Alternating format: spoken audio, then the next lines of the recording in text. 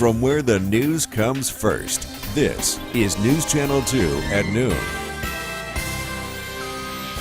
Now at noon, two big fires at two businesses in Herkimer have rescue crews stretched thin. A live report is straight ahead.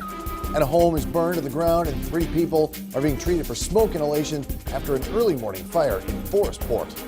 Plus breaking news, the verdict is in the murder trial of a Yorkville man accused in his brother's murder. Good afternoon, everyone. I'm Jason Paulus. You see this haze behind me? That's covering parts of Herkimer County.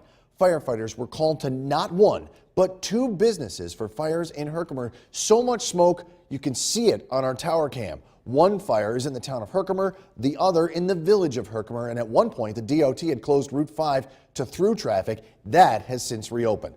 Let's get you caught up on all of this right now. We're going to go live to the site of the fire in the village at the old VI. News Channel 2's Jolene Ferris has the very latest. Jolene, what can you tell us? Thanks, Jason. Still lots of activity here at the old VI, an apparently beloved bar here on South Washington Street in Herkimer. Lots of firefighters still on the scene. They have knocked down the flames, but much different story when they first got to the scene here earlier this morning. Flames were shooting out of the windows, basically consuming the building. Fire chief says 2 people lived in a rear apartment here, but they're both safe and unharmed. Now, as fire was consuming this building, fire broke out at another business, All Trucks, on Route 28, that one in the town of Herkimer. Herkimer's village fire chief tells us about the challenges of fighting the fire here at Old VI on South Washington. The building was cut up. It was, add-ons over the years, and that it makes it rather difficult when it gets into that kind of a structure. There was a basement under the apartment of the structure, but not the rest of it. The rest is on a slab.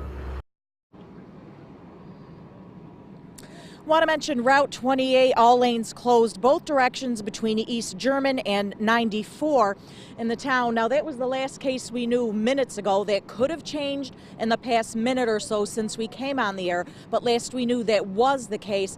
Want to also mention, just a few minutes ago, walked by a woman who was literally sobbing over the loss of Old VI here. She said she had a lot of good memories, a lot of good times at this place.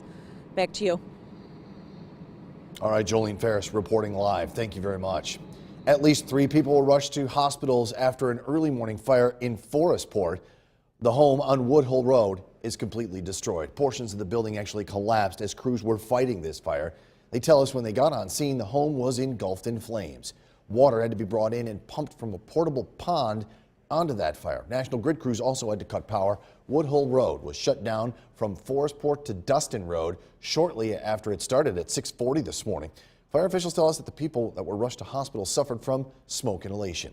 And we are following breaking news this noon. The judge has told our crews in court that a verdict is in for the John Ferguson trial. He's the man accused of killing his brother Daryl at their mother's Yorkville home last summer. Here's what we know. The jury has found John Ferguson not guilty on second-degree murder charges, but guilty on the manslaughter charge, first-degree manslaughter, and guilty on possession of a weapons charge. His brother Daryl died from his injuries back in July of last year. And again, John J.W. Ferguson, guilty of first-degree manslaughter and criminal possession of a weapon. News Channel 2's Rachel Murphy was in court, and she will have a full wrap-up tonight on the Live at 5 News Hour and News Channel 2 at 6. Meantime, the Shenango County man found guilty of killing his adopted disabled son and setting the house on fire will be sentenced May 3rd. His wife trial set to begin on April 1st. Ernest Franklin II was convicted after a week-long trial. He faces 25 years to life in prison.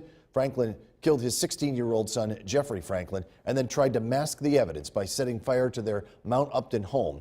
Franklin and his wife were both charged in this case. Today, witnesses continued to take the stand in the murder trial of Omar Ortiz. He is accused of killing Deion Williams on Bleecker Street in Utica last summer. He's charged with second-degree murder and criminal possession of a weapon. He was arrested after the alleged crime in Erie, Pennsylvania. We expect the trial to last into next week. Some prominent Americans are facing criminal charges today, accused by federal prosecutors of paying bribes to get their children into elite universities. Officials are calling this the biggest case of college admissions fraud they've ever handled. In all, 50 people have been arrested in the nationwide scam, including parents and coaches, and I don't think it's over yet. NBC's Pete Williams has more.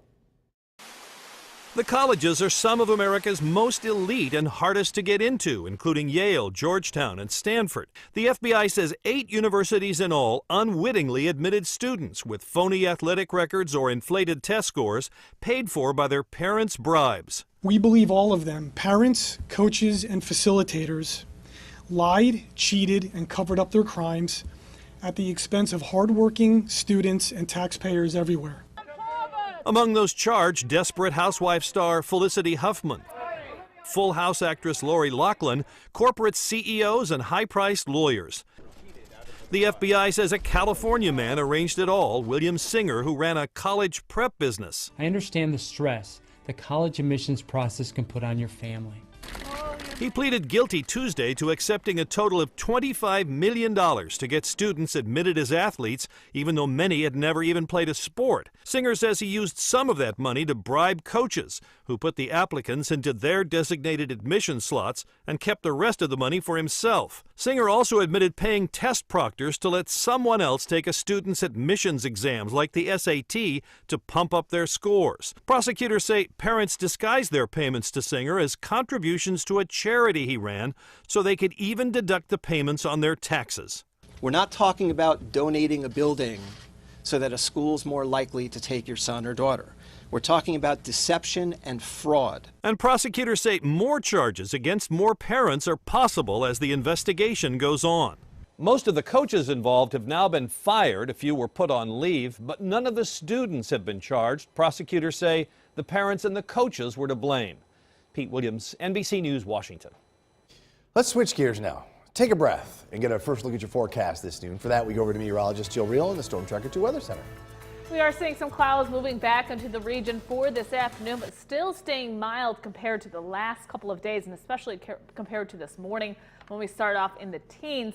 Sky watchers across the region were at 34 from George and Glenmore, 36 from Bob and Clinton, 35 from Helen and Castle, 31 from Dick and Curtis Corners, and 34 from Jack and Ilion. Again, quiet conditions right now on our Storm Tracker 2 Doppler radar, but you see precipitation off to our west. That is the warm front that's going to move on in. We will see a few rain showers later on this afternoon and evening. Then the warm air moves in. We'll track those temperatures coming up in just a bit. Jason? Jill, thank you. Happening today, the Oneida County Board of Legislators will meet to decide on the approval for the purchase of Boonville's historic Hulbert House. Carl Vogel, the owner of Carl's Wholesale Furniture in New Hartford, won the bid of sale of the Hulbert House at $87,000 at a county land auction. Vogel says when it's finalized, he'll review the building and rehabilitate the historic property, but he stopped short of detailing his plans. Still ahead this noon, Chipotle and Venmo teaming up for an offer that customers might get a major prize. You'll have to keep posted on that. Plus, Honda is recalling certain vehicles due to a defective Takata airbag on the driver's side this time. We'll tell you if your car is involved in this recall. And in News Talk, Dr. Abby Regner is live in studio. She's here to answer your questions about your pets and their health. Stay with us. You're watching News Channel 2 at noon with Jason Pallas and weather with meteorologist Jill Reel. News Channel 2, where the news comes first.